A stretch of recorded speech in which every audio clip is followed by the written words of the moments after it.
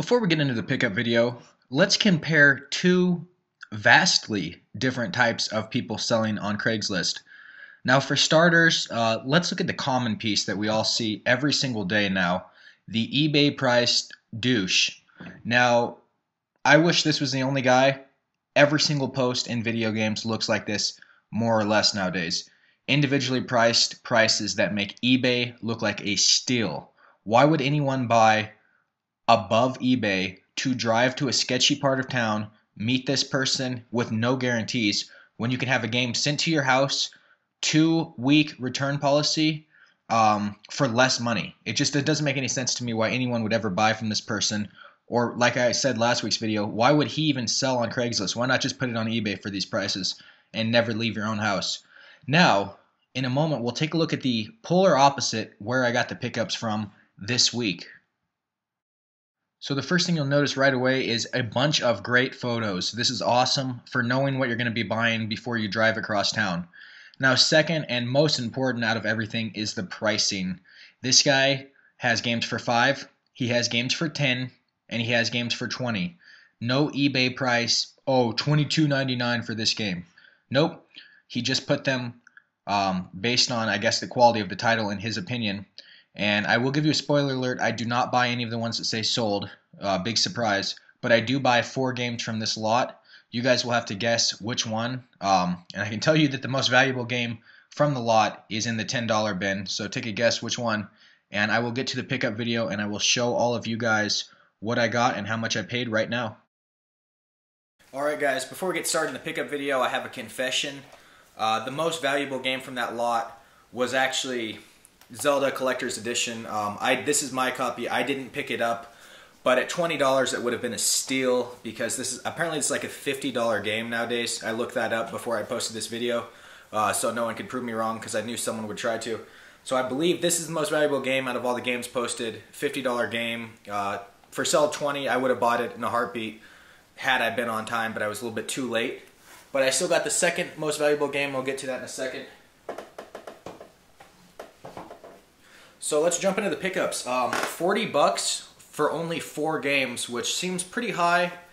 And I was gonna get all these games and Mario Sunshine for 50, but I guess the kid changed his mind when he showed up and wanted 20 for Mario Sunshine, so he wanted 60 for the lot or some. I don't know. Some BS happened. I didn't get Mario Sunshine, but I did get some nice games. Pardon me. And I have Mario Sunshine, so I don't really care. 2 of these games I'm going to be keeping, 2 of them I'm going to be getting rid of. And again, at $40, it's actually a really good value because these are really valuable games. I'll start off with one I've gotten in the past but don't currently own, and I'm actually going to keep it. And that's a Mega Man Anniversary Collection. And it's exactly how it sounds. It's just all the NES Mega Man games. And there might even be a few. I think there's some Super Nintendo ones on here as well. But this will be a game I'll keep for a while. But I have a pretty decent Mega Man collection going right now since I started collecting them. So when I get all the originals, I don't really see the point of keeping this because it's just a remake of the originals. But for now, I'm going to keep it. Here's a game I'll be selling in a heartbeat. I think I own this one already, and I will not keep a box like this ever. And that's Sonic Adventure 2 Battle. It's basically a port of the Dreamcast Sonic Adventure 2, if I recall. But there's some weird things about it. I know you could use the Game Boy system link if I don't. Just leave a comment if you know about this game. Pretty good condition disc, actually. This was the kid I bought these from was like a 16, 17-year-old. He was there with his mom, and the condition of this stuff was pretty impressive for a kid that age. I know when I was that age, I didn't take care of anything at all. But I'll be selling this. I don't keep junky Blockbuster boxes like this in my collection, and it's not complete, so I'll probably sell that. I think it's like a $20 game. I haven't looked it up, but I had one sell like 6 months ago, and I think I got like 15 for it, so pretty valuable game. This is ironically the one I was most excited about, even though I already own this game. Pokemon Stadium, or sorry, Pokemon Coliseum, my bad. Not Pokemon Stadium, not like Pokemon Stadium, according to a bunch of you subscribers. One day I am going to do a playthrough of this after the new Zelda game on 3DS, after the new Pokemon game on 3DS, and I have a couple other games on the list. This is right after them, though. Might do a gameplay of it on the other channel. But I have this game. I got it at a yard sale recently, and I don't think it's complete. It's not complete. My copy, and the disc isn't great at all on my copy. So what I'll do, I'll keep the Black Label box, and I will put in the Black Label box the manual, and then this really nice condition disc. So just upgrading, if you're like a really die-hard collector, you care about stupid things like the manual and how amazing the disc condition is. Even if the game works, a lot of people, myself included, care that the disc looks nice. I don't know why, it's stupid, but a lot of times, even if you own a game, it's a good idea to buy a new one. You can upgrade parts so you can make it look better, which is what I will be doing, and that's kind of why I've been looking for this game for a while, and I'll just get rid of the Player's Choice box and keep everything else.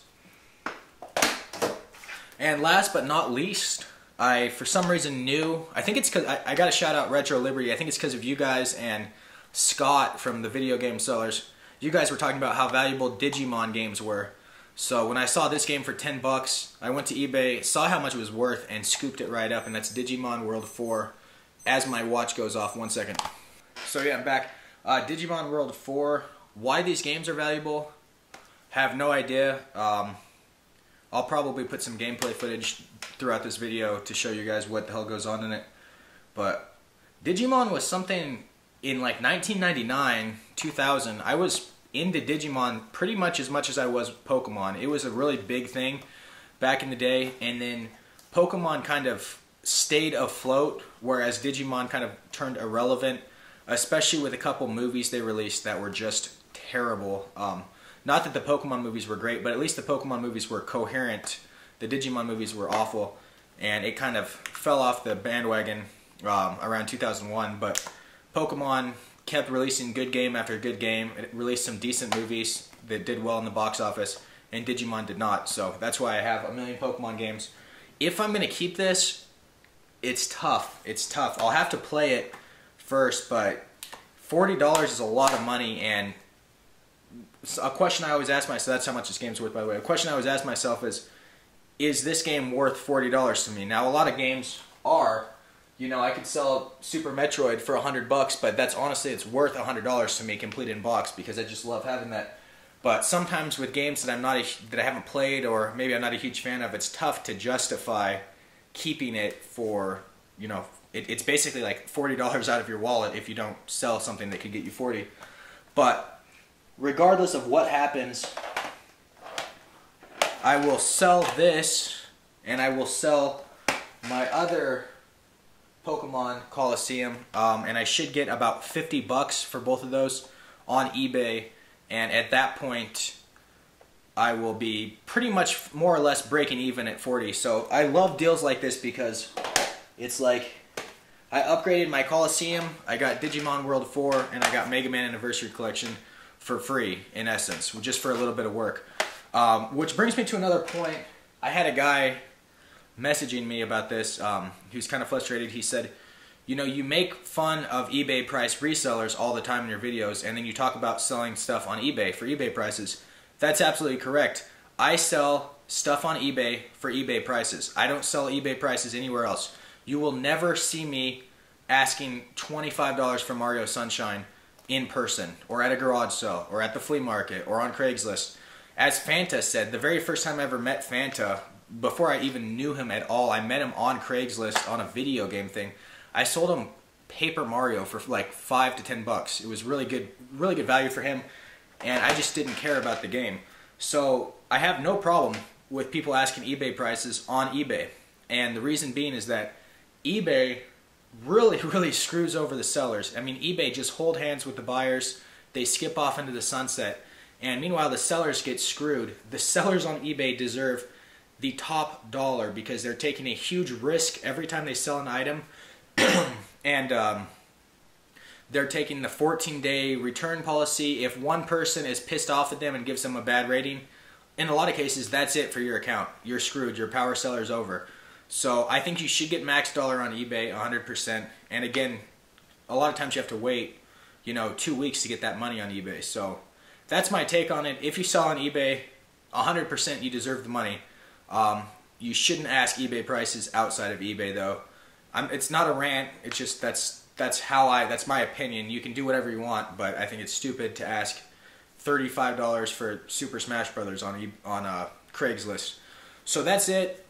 The gameplay channel that me and Fanta have been making is up and running. We're having gameplays up. Fanta's doing a lot of the live commentaries. He's basically doing the commentary as he's playing the game, and I'm gonna start doing just more of commentary videos. Like I'll do a gameplay of Halo, Call of Duty, something like that, and I'll talk about stuff like what I just talked about: eBay, Craigslist, flea markets, all that stuff.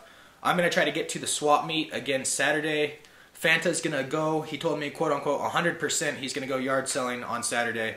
So there should be some more content coming up in the near future, and I think that is it. Slow pickup day. I just thought that since the 4 games were good, it was good enough for a pickup video. But that is it for me, guys. I'm out. Later.